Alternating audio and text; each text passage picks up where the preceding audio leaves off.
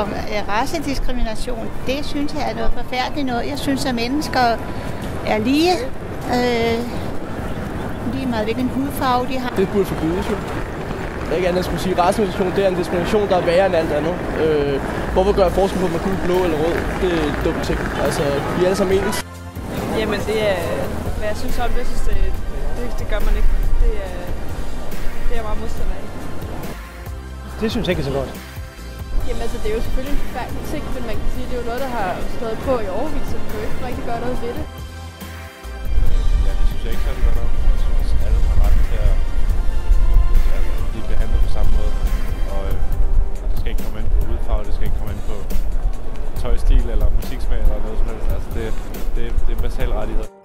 Det skulle forbydes. Det er jo ikke i orden, at man diskriminerer nogen bare på grund af deres hudfarve eller deres oprindelse. Jamen altså, det er et stort problem, mener jeg. Jeg ved ikke, hvad der er så meget at sige.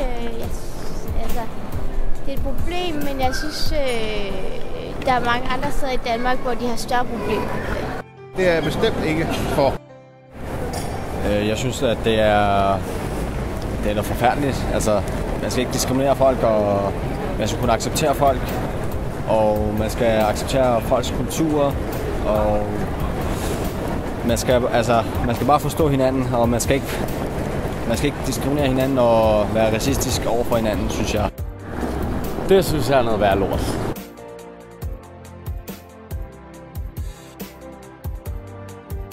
Det ved jeg ikke noget om overhovedet. Det er jo skrækkeligt, at folk ikke respekterer hinanden. Nej, der står jeg ikke. Det var jeg slet ikke klar på.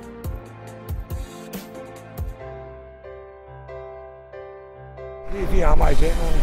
Vi har lige brugt det gennem 100 år, jeg tror. Ja.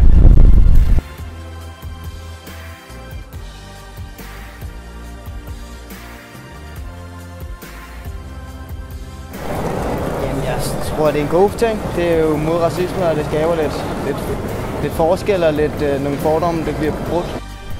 Jeg tror, at det har gjort en stor forskel. Jeg tror, at de sorte føler sig mere accepteret. Problemerne er de samme. Han står over for de samme økonomiske udfordringer som en hvid præsident. Jeg ser ikke, at han har kunne gøre nogen forskel. Ja, for nogle af dem, men for nogle af det ikke. Altså, nogen kan lide det, nogen kan ikke.